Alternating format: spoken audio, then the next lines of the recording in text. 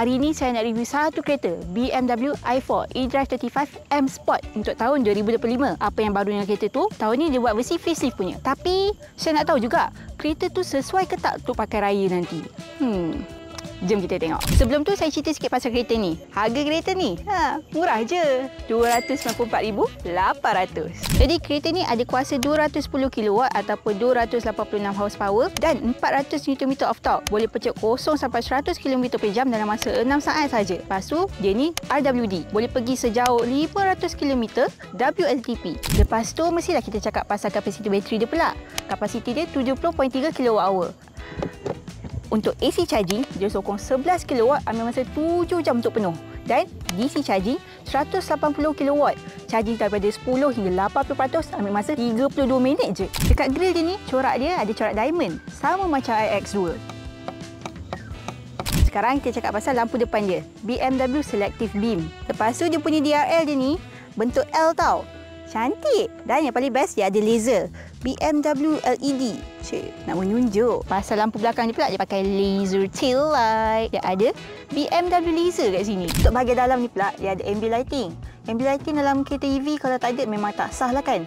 Tapi lampu Tommy yang dalam kereta ni tak adalah obvious sangat. Dia minimalis. So cantik lah. Lepas tu saya nak cakap pasal dia punya skrin pula. Sebab skrin dia sangat menarik. Dia punya skrin ni curve.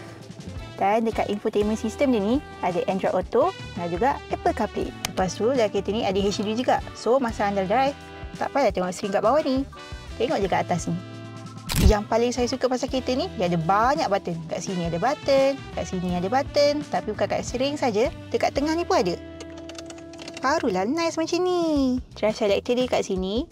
Dan dekat dalam ni ada wireless charging.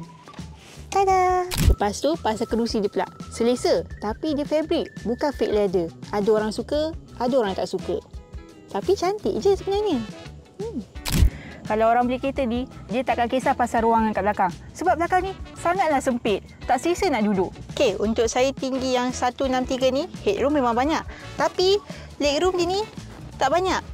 Tak selesa nak duduk lama-lama. Walaupun ruangan kursi belakang tu sempit, tapi boot space dia besar. 420 liter. Tapi katakanlah kalau tak cukup, anda boleh turunkan kursi, boleh dapat 1290 liter.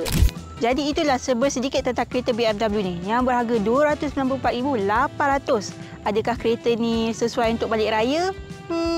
Maybe kalau anda tu single sesuai. Kalau untuk family, yang ni tak sesuai.